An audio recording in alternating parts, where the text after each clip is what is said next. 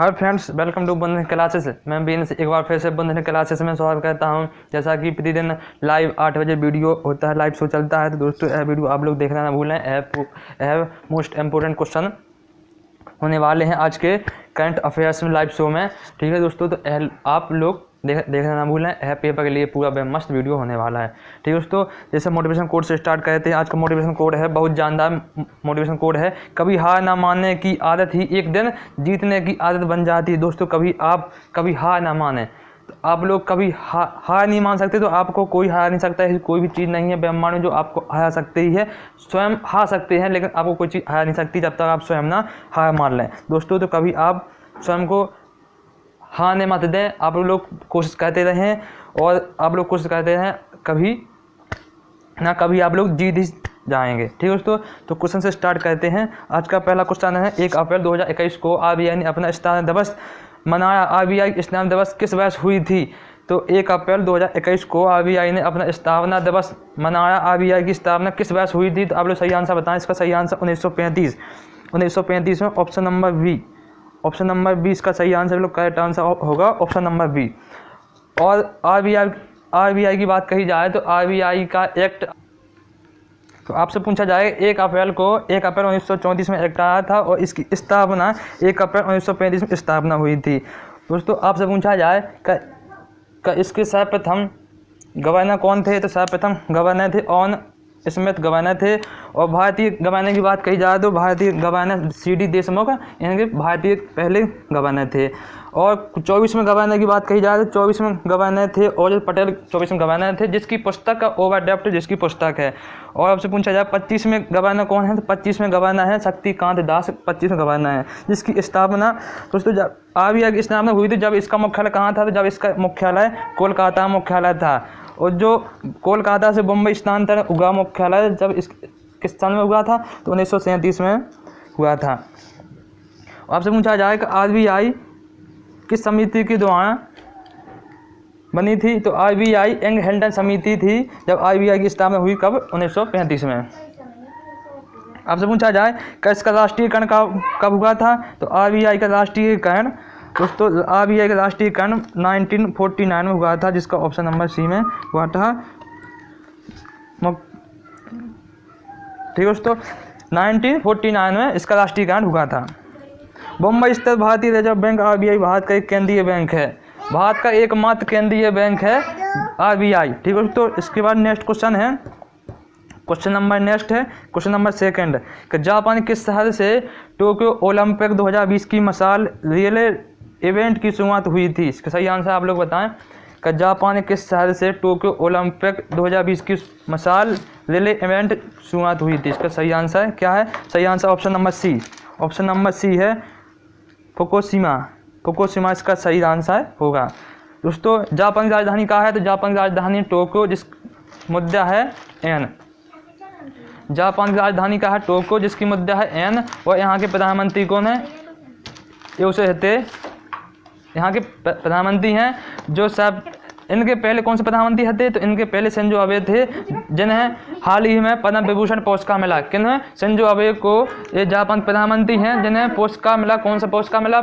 पद्म विभूषण पुरस्कार मिला, जिसकी स्थापना आपसे पूछा जाए पद्म विभूषण पुरस्कार की स्थापना किस वर्ष हुई थी? तो इसकी स्थापना 1954 में हुई थी। ठीक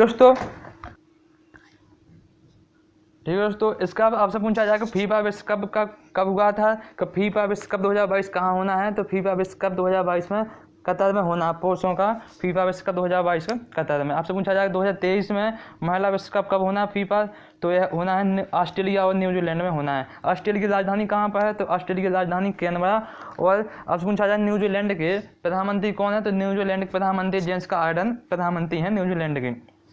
ठीक है दोस्तों, आपसे पूछा जाए कि फीफा विश्व कप 2018 कब हुआ था? तो 2018 हुआ था रूस में, जो फ्रांस ने जीता था। इसके उप विजेता क्रोएशिया थे। ठीक है दोस्तों, आपसे पूछा जाएगा 2023 का क्रिकेट विश्व कप कहाँ होना है? 2023 का क्रिकेट विश्व कप इंडिया में होना है। जो इंडिया की राजधानी कहाँ है? दिल्ली यहाँ की राजधानी है। ठीक है दोस्तों, एशियाई ऑनलाइन शूटिंग चैंपियन कहाँ हुए हैं? तो एशियाई ऑनलाइन शूटिंग चैंपियन कहाँ हुए हैं? सही आंसर आप लोग कमेंट बॉक्स में बताएं। और महिला T20 क्रिकेट विश्व कप कहाँ हुए हैं? तो महिला T20 विश्व कप ऑस्ट्रेलिया में हुए हैं। और जीता भी किसी ने है तो ऑस्ट्रेलिया ने ही जीता है। इसके उपविजेता कौन है? तो उपविजेता भारत रहे हैं किसके? महिला T20 क्रिकेट विश्व कप के। आपसे पूछा जाएगा अंडर 90 क्रिकेट कब हुआ? तो अंडर 90 क्रिकेट दक्षिण अफ्रीका में हुआ, जिसके उपविजेता हैं भारत और विजेता बांग्लादेश हैं। बांग्लादेश की बात कही जाए तो बांग्लादेश की राजधानी कहाँ है? ढाका। यहाँ की मुद्रा है टका। और यहाँ के प्रधानमंत्री कौन है? शेख हसीना यहाँ के प्रधानमंत्री हैं। ठीक है दोस्तों, इसके बाद नेक्स्ट क्वेश्चन आएगा। इसका ऑप्शन नंबर सही होगा, सही सी इसका करेक्ट आंसर होगा। टोक्यो ओलंपिक 2020 की मिसाल ले ले इवेंट की स्टार्ट हुए हैं। यह मिसाल 23 जुलाई को ओलंपिक खेलों के उद्घाटन समारोह के दिन टोक्यो पहुंचेगी। ठीक है दोस्तों, इसके बाद है next question number third. Cabinet ने खाद्य प्रसंस्करण क्षेत्र में कितने करोड़ रुपए की उत्पादन से जुड़ी प्रोत्साहन योजना PLI को मंजूरी दी है? तो सही आंसर है 10,900 करोड़ रुपए। कितने? 10,900 करोड़ रुपए दिए हैं खाद्य प्रसंस्करण क्षेत्र में उत्पादन से जुड़ी प्रोत्साहन योजना PLI को मंजूरी दी। कितने? 10,900 करोड़ रुपए। इसके तहत खाद्य प्रसंस्करण क्षेत्र की सब्सिडी दी जाएंगी। ठीक है दोस्तों, इसका सही आंसर ऑप्शन नंबर सी होगा। इसके बाद है नेक्स्ट क्वेश्चन। है क्वेश्चन नंबर फोर्थ है कि आयुष मंत्रालय ने विनोबा सेवा प्रतिष्ठान ने सहयोग से किस शहर में आयुर्वेद पैप का आयोजन किया गया है? तो इसका सही आंसर आप लोग बताएं कि आयुष मंत्रालय ने विनोबा सेवा प्रतिष्ठान के सहयोग से किस शहर में आयुर्वेद पैप का उद्घाटन किया है? इसका सही आंसर है भुवनेश्वर को। ठीक है दोस्तों, करेक्ट आंसर है बी भुवनेश्वर। इसकी राजधानी किस राज्य की राजधानी है? उड़ीसा राज्य की राजधानी है। कहाँ? भुवनेश्वर, जो फर्स्ट स्मार्ट सिटी के नाम से जानी जाती है, भुवनेश्वर। यहाँ के पूछा जाएगा यहाँ का सूर्य मंदिर किसके लिए प्रसिद्ध है? कोणार्क, इसी को कहा जाता है कोणार्क मंदिर, और इसी को सूर्य मंदिर कहा जाता है। ठीक है दोस्तों, यह सूर्य चलने वाला प्रथम मंदिर है, जिसके गंगवंश के राजा ने बनवाया था। किसने? नरसिंहदेव फर्स्ट ने बनवाया था। ठीक है, तो इस कार्यक्रम में आयुर्वेद को बढ़ावा देने की आवश्यकता पर जोर दिया जाएगा। इसके बाद नेक्स्ट क्वेश्चन नंबर 5 है विश्व बैंक ने वित्त वर्ष 2021-22 में भारत की GDP ग्रोथ रेट कितने प्रतिशत रहने का अनुमान लगाया है? तो आप लोग इसका सही आंसर बताएं कि विश्व बैंक ने वित्त वर्ष 2021-22 में भारत की GDP ग्रोथ रेट कितने प्रतिशत रहने का अनुमान लगाया है? तो इसका सही आंसर है 10.1% लगा। ऑप्शन नंबर डी होगा करेक्ट, इसका सही आंसर है। और विश्व बैंक की बात कही जाए तो विश्व बैंक का मुख्यालय कहाँ है? वाशिंगटन DC मुख्यालय है, जो USA में स्थित है। वाशिंगटन DC पैटामिक नदी के किनारे बसा है। ठीक है दोस्तों, और आपसे पूछा जाए कि वाशिंगटन DC और किस संस्था का मुख्यालय है? तो वाशिंगटन DC IMF यानी इंटरनेशनल मॉनेटरी फंड का मुख्यालय है, जिसके अध्यक्ष हैं क्रिस्टेला जोजो। अध्यक्ष हैं, इसकी स्थापना 1945 में हुई थी। और वर्ल्ड बैंक की स्थापना किस वर्ष हुई थी? तो वर्ल्ड बैंक की स्थापना हुई थी 1945 में, जिसके अध्यक्ष हैं डेविड मालपास अध्यक्ष हैं। और दोस्तों आपसे पूछा जाएगा इससे पहले बैंक ने वित्त वर्ष 2022 के लिए 5.4% अनुमानित किया था, और इससे बढ़ाकर अब कर दी गई 10.1%। विश्व बैंक ने वित्त वर्ष 2021 भारत की GDP ग्रोथ रेट रहने का अनुमान लगाया है। ठीक है दोस्तों, इसके बाद नेक्स्ट क्वेश्चन है क्वेश्चन नंबर 6 कह रहा है कि भारत कितनी धनराशि की आरंभिक पूंजी के साथ एक नई विकास वित्तीय संस्था DFI शुरू करेगा? इसका सही आंसर आप लोग बताएं कि भारत कितनी धनराशि की आरंभिक पूंजी के साथ एक नई विकास वित्तीय संस्था DFI शुरू करेगा? सही आंसर है 3 अरब डॉलर के लेकर पूंजी एक विकास वित्तीय संस्था DFI शुरू करेगा। इसके माध्यम से 3 वर्षों में 69 अरब डॉलर का ऋण देने का लक्ष्य रखा जाएगा। कितने? 69 का लक्ष्य रखा जाएगा। कितने वर्षों में? 3 वर्षों में। इसके बाद नेक्स्ट क्वेश्चन है दोस्तों,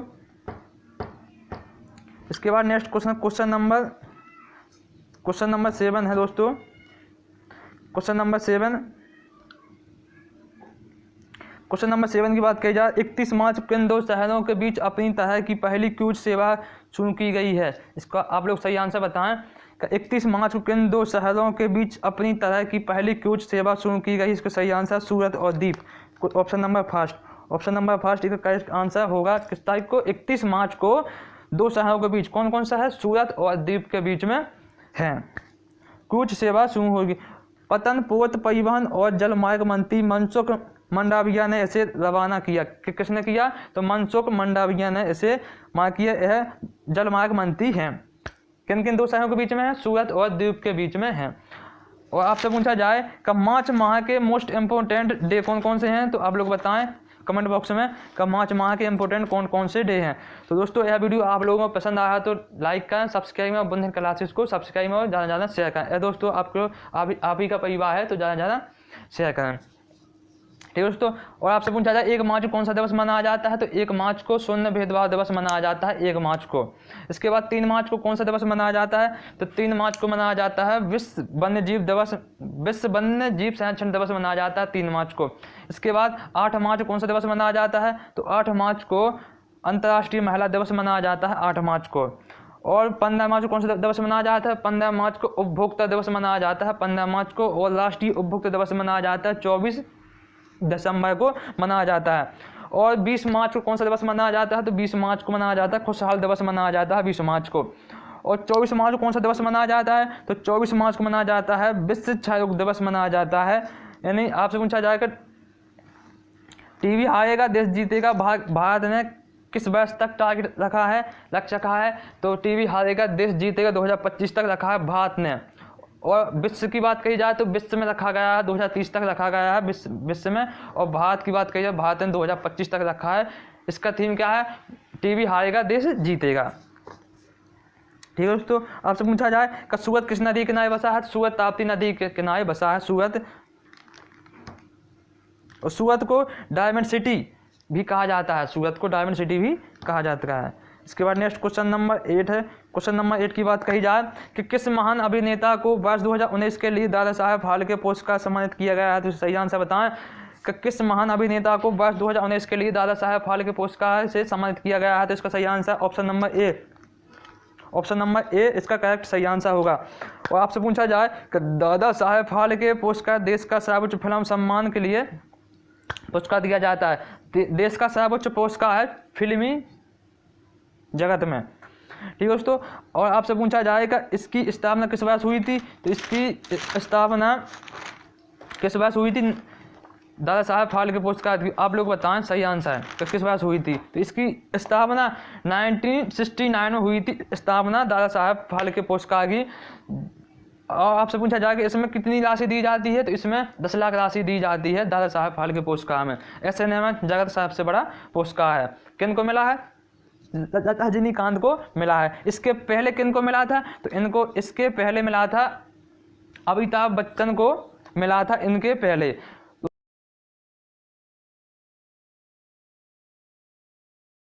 आपसे पूछा जाएगा राजा हरिश्चंद्र फिल्म किसने बनाई थी, तो राजा हरिश्चंद्र फिल्म दादा साहेब ने बनाई थी। यह सिनेमा जगत के पितामह कहा जाता है। सिनेमा जगत के पितामह किसको कहा जाता है, सिनेमा जगत के पितामह कहा जाता है दादा साहेब फाल्के को कहा जाता है, जिन्होंने राजा हरिश्चंद्र फिल्म बनाई थी। और आपसे पूछा जाए राष्ट्रीय फिल्म पुरस्कार सर्वश्रेष्ठ अभिनेता कौन रहे हैं, तो राष्ट्रीय फिल्म पुरस्कार सर्वश्रेष्ठ अभिनेता रहे हैं मनोज वाजपेयी रहे हैं राष्ट्रीय फिल्म पुरस्कार के विजेता, ठीक है दोस्तों। इसके बाद नेक्स्ट क्वेश्चन है। इसके बाद क्वेश्चन नंबर आपसे पूछा जाएगा आटाकामा मरुस्थल स्थल किस देश के बीच में है, तो आटाकामा मरुस्थल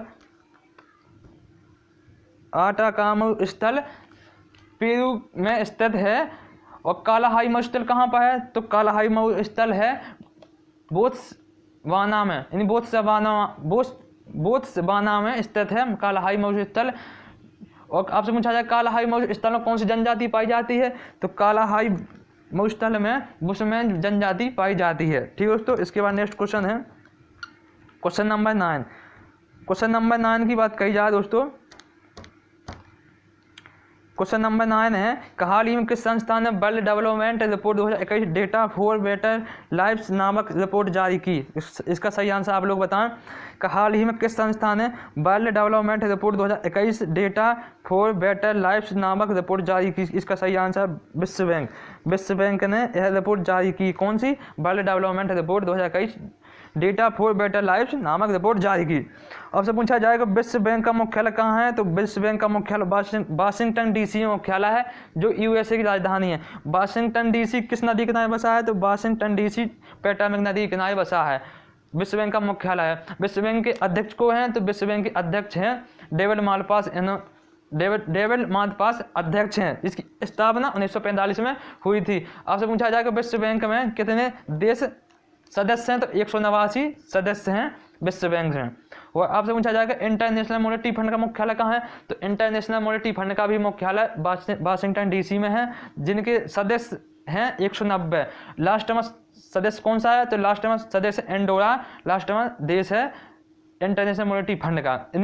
इंटरनेशनल मॉनेटरी फंड के अध्यक्ष को हैं, तो इंटरनेशनल मॉनेटरी फंड के अध्यक्ष हैं क्रिस्टिना जोजो, इनके अध्यक्ष हैं।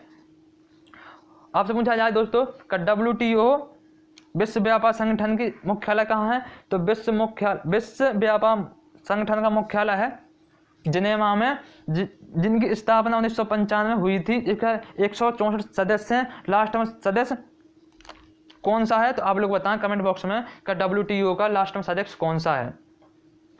आपसे पूछा जाए कि UNO का मुख्यालय कहाँ है, तो UNO का मुख्यालय है न्यूयॉर्क का मुख्यालय है, जिसमें सीन नदी के UNO का मुख्यालय कहाँ है, न्यूयॉर्क में मुख्यालय है। UNO का मुख्यालय कहाँ है, न्यूयॉर्क में है। न्यूयॉर्क किस नदी के किनारे बसा है, तो न्यूयॉर्क हडसन नदी के किनारे बसा है, जिसका सदस्य 193 सदस्य हैं संयुक्त राष्ट्र संघ के। ठीक है तो इसके बाद नेक्स्ट क्वेश्चन है, क्वेश्चन नंबर 10 है। क्वेश्चन नंबर 10वां है, एंगेस कोलमार्ट को किस अंतर्राष्ट्रीय संगठन के नए महासचिव के रूप में नियुक्त किया गया है, तो आप लोग इसका सही आंसर बताएं। एंगेस कोलमार्ट को किस अंतर्राष्ट्रीय संगठन के नए महासचिव के रूप में नियुक्त किया, इसका सही आंसर होगा एमनेस्टी इंटरनेशनल। एमनेस्टो इंटरनेशनल का सही आंसर होगा, बिल्कुल करेक्ट आंसर है। एंगेस कोलमार्ट को महासचिव के रूप में नियुक्त किया, किनको किया, एमनेस्टो इंटरनेशनल। एमनेस्टी इंटरनेशनल लंदन स्थित एक मानवाधिकार संस्था है। कौन सी संस्था है, तो मानवाधिकार संस्था है। आपसे पूछा जाए मानवाधिकार दिवस किस दिन मनाया जाता है, तो 10 दिसंबर को मनाया जाता है मानवाधिकार दिवस। आपसे पूछा जाए लंदन किस नदी के किनारे बसा है, तो लंदन थेम्स नदी के किनारे बसा है लंदन। ठीक है तो इसके बाद नेक्स्ट क्वेश्चन है, क्वेश्चन नंबर नेक्स्ट है, किस राज्य ने सामुदायिक स्वास्थ्य अधिकारियों के लिए ई-लाइन मोबाइल ऐप लॉन्च किया, तो आप लोग सही आंसर बताएं कि किस राज्य ने सामुदायिक स्वास्थ्य अधिकारियों के लिए ई-लाइन मोबाइल ऐप लॉन्च किया, तो इसका सही आंसर है option number B. Option number B बिल्कुल करेक्ट आंसर होगा, ऑप्शन नंबर बी नागालैंड। और भी जानकारी दोस्तों, यह स्वास्थ्य अधिकारियों के लिए एक क्षमता निर्माण और प्रदर्शन ट्रेनिंग ऐप है। ठीक है दोस्तों, और आपसे पूछा जाए नागालैंड की राजधानी कहाँ है, तो नागालैंड की राजधानी कहाँ पर है, नागालैंड की राजधानी कोहिमा। कहाँ पर है, नागालैंड की राजधानी है कोहिमा। यह कितनेवां राज्य नंबर का है, यह 16वां राज्य है, 16वां राज्य है, जिसकी स्थापना 1963 में हुई थी। किस दिन हुई, किस वर्ष हुई थी, नागालैंड की स्थापना 1963 में हुई थी, जिसकी राजधानी कोहिमा है, 16वां राज्य है। यहाँ के CM कौन है, तो CM है नेपथलियो, यहाँ के CM है।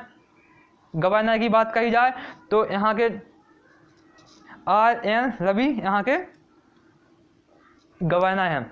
आपसे पूछा जाए कि नागालैंड का सबसे बड़ा शहर कौन सा है, तो नागालैंड का सबसे बड़ा शहर है दीमापुर। नागालैंड सबसे बड़ा शहर है। आपसे पूछा जाए कि नागालैंड का क्षेत्रफल कितना है, तो नागालैंड का क्षेत्रफल 16,579 वर्ग किलोमीटर में इसका क्षेत्रफल है। इसकी विधानसभा की सीटें के देखें तो विधानसभा की सीटें 60 विधानसभा की सीटें हैं, और लोकसभा की 1 सीट है, राज्यसभा की भी 1 सीट है, और विधानसभा की 60 सीटें हैं। इसका उच्च न्यायालय कहाँ है, तो इसका उच्च न्यायालय गुवाहाटी में इसका उच्च न्यायालय है नागालैंड का। और आपसे पूछा जाएगा नागालैंड की सबसे ऊंची चोटी कौन है, तो नागालैंड की सबसे ऊंची चोटी सरामती है। सरामती नागालैंड की सबसे ऊंची चोटी है, जिसकी ऊंचाई 3840 मीटर है यहाँ की चोटी। और आपसे पूछा जाए यहाँ के फेस्टिवल कौन कौन से हैं, तो यहाँ के हॉर्नबिल फेस्टिवल भी है, और मोआबू फेस्टिवल है, जो एरो जनजाति द्वारा मनाया जाता है। मोस्ट इम्पोर्टेंट क्वेश्चन है कि मोआबू फेस्टिवल है कौन सी जनजाति द्वारा मनाया जाता है, तो यह एरो जनजाति द्वारा मनाया जाता है। मई माह के पहले सप्ताह में मनाया जाता है मोआबू फेस्टिवल। और तीसरा फेस्टिवल है सेकेनेई फेस्टिवल है, और चौथा फेस्टिवल है बांस दिवस भी यहाँ पर मनाया जाता है। ठीक है दोस्तों, इसके बाद नेक्स्ट क्वेश्चन है 12 क्वेश्चन है, कब मार्च 2021 के आखिरी दिन में चर्चा में रहा एवन गिवन क्या था? तो यह कार्गो शिप है, ऑप्शन नंबर सी। कौन सा है? यह कार्गो शिप है एवन गिवन। यह शिप सूएज नहर में फंस गया था, हालांकि अब इसे मुक्त कर दिया गया। दोस्तों यह एवन गिवन यह एक जहाज था जो सूएज नहर में फंस गया था। यह मालवाहक जहाज था। कौन सा जहाज था? मालवाहक जहाज था एवन गिवन, जो सूएज नहर फंस गया था। अब दोस्तों आपसे पूछा जाएगा सूएज नहर किन किन देशों के बीच में है, किन किन 2 महासागरों के बीच में है? तो भूमध्य सागर और लाल सागर को जोड़ती है सूएज नहर। ठीक है दोस्तों, इसके बाद नेक्स्ट क्वेश्चन है क्वेश्चन नंबर दोस्तों क्वेश्चन 12 हो चुके हैं, मोस्ट इंपोर्टेंट क्वेश्चन हो चुके हैं। इसके बाद है दोस्तों हरियाणा के प्रसिद्ध बीज सपूत कौन कौन से हैं? तो आप लोग ये ज़्यादातर चर्चा में रहते हैं, तो आप लोग इनको देखना ना भूलें, और आप लोग अपनी राय जरूर बताएं कि यह वीडियो कैसा लगा है। अच्छा लगा है तो लाइक करें, सब्सक्राइब करें, और कमेंट बॉक्स में जरूर आप लोग अपनी राय जरूर बताएं, और बंद क्लासेस को सब्सक्राइब करें। ठीक है दोस्तों, आपसे पूछा जाए कि नीरज चोपड़ा किस राज्य से है संबंध है? तो नीरज चोपड़ा का संबंध हरियाणा से है। स्किल किस से संबंधित है? तो ये भाला फेंक से संबंधित हैं। कौन से हैं? नीरज चोपड़ा का संबंध हरियाणा राज्य से है और भाला फेंक से है। आपसे पूछा बजरंग पूनिया का संबंध किस स्टेट से है? तो बजरंग पूनिया का भी हरियाणा से है, यह कुश्ती से संबंधित है। किससे से? कुश्ती से संबंधित है। और विनेश फोगाट का भी संबंध हरियाणा से है, और इनका भी कुश्ती संबंधित है, और हाल ही में विनेश फोगाट को राजीव गांधी पुरस्कार मिला है, जिन्होंने कुश्ती से संबंधित है।